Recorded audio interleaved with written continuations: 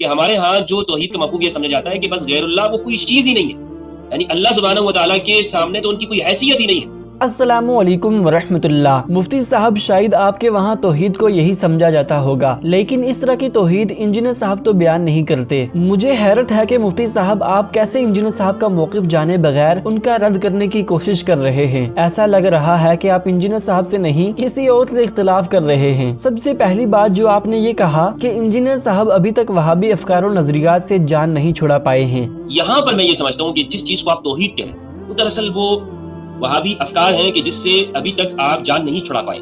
تو مفتی صاحب ہم آپ کو یہ بتا دیں کہ جان اس چیز سے چھڑائی جاتی ہے جس میں انسان پہلے سے ملوث ہو۔ انجینئر صاحب تو پہلے بریلوی تھے اور آپ کی طرح غیب میں غیر اللہ سے مدد مانگنے کے قائل تھے، لیکن اس کے بعد انہوں نے تحقیق کر کے شرکی عقیدے سے توبہ کی، اور مزید یہ کہ انجینئر صاحب کا اہل سنت کے تمام فرقوں سے اختلاف کر کے بنو امیہ کی چالاکیوں کو واضح کرنے کے باوجود آپ کا یہ کہنا کہ وہ وہابی افکار و نظریات سے متاثر ہیں، یہ کہنا بہت بڑا ظلم ہے۔ اور دوسری بات آپ کا یہ کہنا کہ جو توحید انجینئر صاحب بیان کر رہے ہیں اس توحید پر وہابیوں کے سوا کون ہے؟ امت مسلمہ کی اکثریت تو اس توحید کو ریجیکٹ کرتی ہے۔ یعنی یہاں پر آپ دیکھیں کہ امت مسلمہ کی جو اکثریت ہے وہ وہابی توحید کو نہیں مانتی ہے، اسے شیطانی توحید وہ قرار دیتے ہیں کہ شیطان بھی اس بات کا قائل تھا کہ اللہ سبحانہ و تعالیٰ کے سامنے کسی کی تعظیم نہیں کرنی۔ تو مفتی صاحب یہاں پر الزامی جواب پیش خدمت ہے کہ سوائے حنفیوں کے پوری امت کا اس بات پر اتفاق ہے کہ نماز میں رفع الیدین منسوخ نہیں، لیکن آپ بھی باقی لوگوں کی طرح امام ابو حنیفہ کی تقلید کرتے ہوئے رفع الیدین کے قائل نہیں۔ اگر آپ کے لیے عرب کے اسکالرز اور اکثریت ہی حجت ہے تو اس اصول پر تو آپ بھی پورے نہیں اترتے۔ اللہ پاک واضح طور پر قرآن مقدس میں ارشاد فرماتے ہیں فَإِن تَنَازَعْتُمْ فِي شَيْءٍ فَرُدُّوهُ إِلَى اللَّهِ وَالرَّسُولِ، اے ایمان والو اگر تمہارے درمیان کسی چیز میں اختلاف پیدا ہو جائے تو لوٹ آؤ اللہ اور اس کے رسول کی طرف۔ آج کی ڈیٹ میں اللہ اور اس کے رسول کی طرف لوٹنے سے مراد قرآن و سنت کی طرف لوٹنا ہے۔ اگر آپ نے کسی سے علمی اختلاف کرنا ہی ہے تو دلیل قرآن و سنت سے پیش کرنی ہوگی۔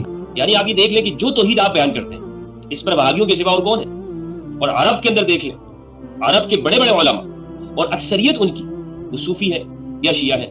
عرب اسکالرز یا پھر فرقوں کی میجورٹی کو دیکھ کر حق و باطل کا فیصلہ نہیں کیا جا سکتا۔ بنو امیہ کے مقدمے کو جس طرح آپ علمی طریقے سے قرآن و حدیث سے بیان کر رہے ہیں، اسی طریقے سے آپ کے بقول شیطانی توحید کا رد بھی آپ کو قرآن و سنت سے کرنا ہوگا۔ انجینئر صاحب نے تو کبھی توسل کو ناجائز کہا ہی نہیں۔ انفیکٹ ایک بار تو ان سے یہ سوال کیا گیا تھا، نہیں اللہ سے ڈائریکٹ مانگنے میں کیا عرض تھا؟ ڈائریکٹ مانگ سکتے ہیں، اس میں کوئی عرض نہیں ہے، لیکن وسیلے سے توسل سے دعائیں قبول ہوتی ہیں، اس لیے دعا میں وسیلہ اختیار کیا جاتا ہے۔